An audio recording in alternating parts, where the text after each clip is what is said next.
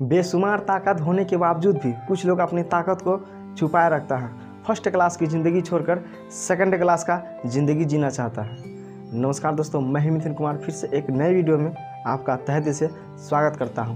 दोस्तों, किसी बड़े जंगल में एक बहुत बड़ा और घना पेड़ होता है। उस पेड़ में बहुत सारे पक्षी होते हैं, बहुत सारे पक्षियों के घोंसले होते हैं। जस्ट उसी पेड़ के नीचे एक बड़ा सा घोंसला होता है और वह मुर्गी का घोंसला होता है। उन मुर्गियों के घोंसलों में मुर्गी के बहुत सारे अंडे होते हैं, 5-6 अंडे होते हैं और उन अंडों में से एक बाज का भी अंडा कहीं से आ जाता है। दिन प्रतिदिन मौसम बदलता है, अंडों का रंग भी बदलता जाता है। एक दिन उन मुर्गियों के अंडों से कुछ चूजे बाहर निकल आते हैं और उन चूजों में से एक बाज का भी चूजा होता है। धीरे धीरे चूजे बड़े होते हैं। जैसे जैसे मुर्गी के चूजे करते हैं वैसे वैसे बाज के भी चूजे करने लगते हैं। जैसी हरकतें मुर्गी के चूजे करते हैं वैसे हरकतें बाज के भी चूजे करते हैं। कहते हैं ना, जैसा संगत वैसा रंगत। मुर्गी के चूजे थोड़ा सर्वाइव करते थे तो ये भी थोड़ा सर्वाइव करते थे, दाना चुगते थे तो ये भी दाना चुगते थे। लेकिन मुर्गी के चूजे थोड़ा बहुत उड़ते थे तो वह भी उड़ना चाहता था, लेकिन मुर्गियों के चूजे से कुछ अधिक दूर उड़ता है। पूरा जान जी लगा देता था उड़ने के लिए, काफ़ी कोशिश कर रहा था, ये और ज़्यादा उड़ने का कोशिश कर रहा था, लेकिन उससे नहीं हो पा रहा था।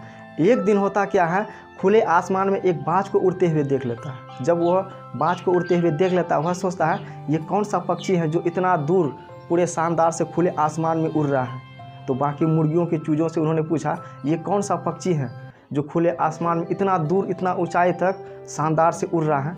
तो बाकी मुर्गी के जो चूजे थे वह उसे कहता है कि वह बाज है, पक्षियों का राजा है, तुम उसके जैसा नहीं उड़ पाएगा, क्योंकि वह बाज है इसीलिए उतना दूर उड़ता है, शानदार से उड़ता है। उसके जैसा तुम कभी भी नहीं उड़ पाएगा, तुम उसके जैसा सोच भी नहीं पाएगा और ऐसा भूल कर भी नहीं सोचना कि तुम वैसा उड़ पाएगा। उसी दिन से बाज के मन में दिमाग में यह बात बैठ गया कि मैं तो बाज नहीं हूँ, फिर भी मैं कोशिश करता हूँ लेकिन मैं उसके जैसा नहीं उड़ पाता। उसी दिन से वो बाज के चूजे जो उड़ना चाह रहा था, जो कोशिश कर रहा था, उड़ना छोड़ दिया, बंद कर दिया। और बाद में एक दिन उन्हीं मुर्गियों की चूजों के साथ में रहकर उसकी मृत्यु हो जाती, जिसका कोई मतलब नहीं है। बिना अपनी असलियत को पहचाने, बिना अपनी ताकत को पहचाने वह मर जाता है।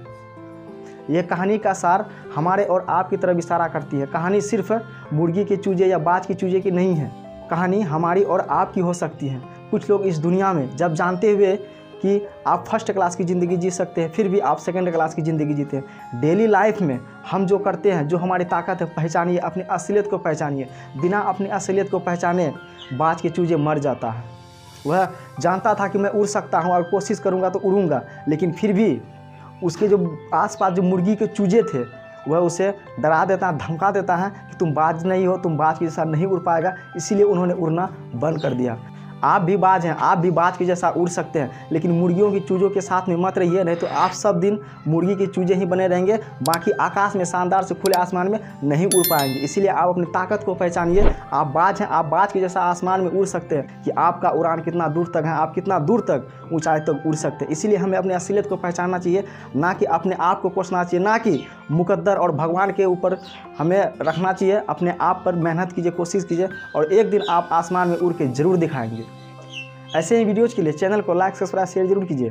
तो मिलते हैं किसी ऐसे ही वीडियो में, तब तक के लिए जय हिंद, वंदे मातरम।